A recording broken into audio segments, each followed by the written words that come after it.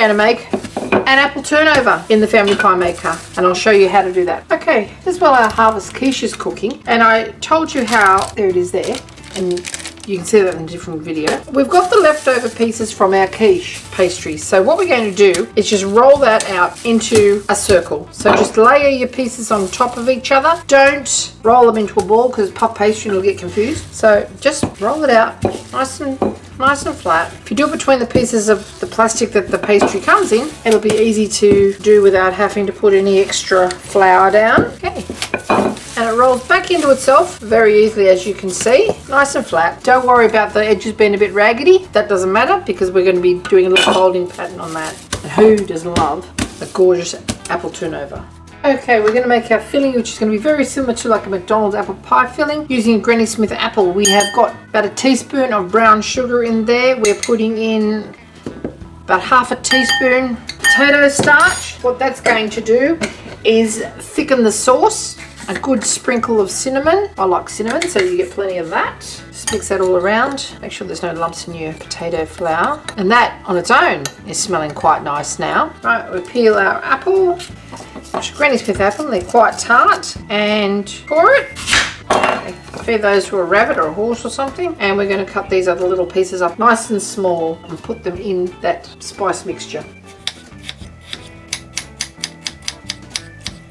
Little pieces about that big and straight into our spice mixture. Now that's going to draw some of the moisture out of our apples, and when it does that, the potato flour, when it's cooking, is going to thicken it. Okay, continue with the rest. Okay, now just push our apples into our spice mixture and mix it all up. Now it's not going to thicken now, it has to thicken once it's being cooked inside our turnover. Now, you don't have to use brown sugar, but I think it gives it a lovely caramelly sort of flavour, and because it's not cooked right down, you don't want it to be real pale juice. Okay, and you'll notice it'll start to get wet as this sugar, see it's starting to get wet now? The sugar is withdrawing the fluid out of the apple. And don't discard that because the potato starch is actually going to thicken it. Quite often I'm asked, why do I use so much potato starch? Apart from the fact that it's gluten-free, so that's handy if you're following that sort of diet. This recipe is not because I'm using normal pastry, but it also gives a nice clear glossy sauce. It's used in Chinese cooking a lot, Asian cooking a lot, because the sauce stays clear, it reheats beautifully and doesn't go runny like corn flour does. Arrowroot will do the same thing, but it sometimes goes a little bit sort of gloopy like glue, and we're just going to put that inside our pie, seal our edges. You can use some of this sauce that's in this bowl to moisten the edges so they do seal, but it's going to have a folded double seal, and we're going to pop it inside a piece of folded over baking paper so you can turn it over, and it also facilitates easy removal of it, and then you can just wrap it up, take it away in that.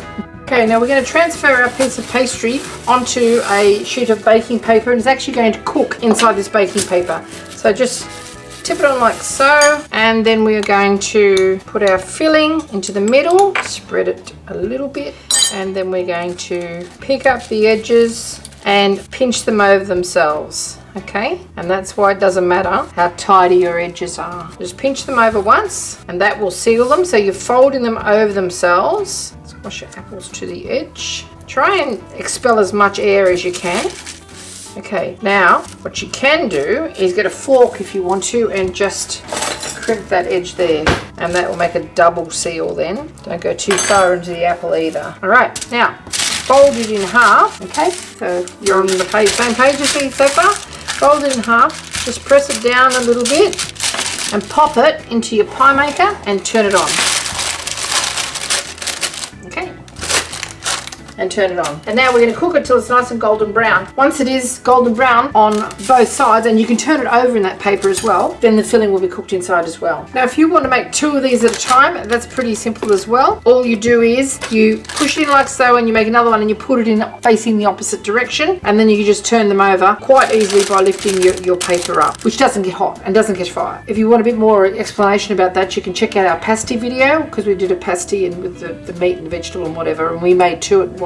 But it's a very simple, easy recipe, and you're not wasting any of your leftover pastry pieces after you've cut your pies out. Okay, after about 5 or so minutes, it's getting quite cooked on the bottom, still holding all of its filling, as you see, and you just turn it over like so and cook it for another 5 to 7 minutes. Now don't forget you've got a whole raw apple in there, and you've also got the pastry, so you need it to be thoroughly cooked through. Okay, now as promised, here is our gorgeous apple turnover.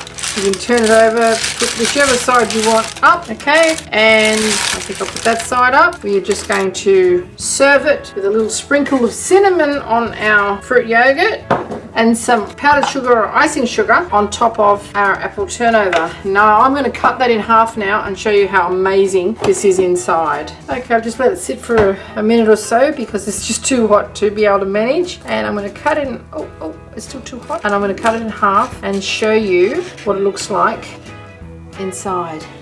See that layer of well cooked filling. The juice is quite set, and that is going to be absolutely amazing when it cools off. Thanks for watching. Okay, so let's just a little bite, shall we? It's very, very hot. That is divine. Nice spice on the apple. The juice has just turned into like a nice sauce. The apples have held their shape, but they've got a lovely flavour, and that hint of cinnamon and the brown sugar just tops it all off. Thanks for watching.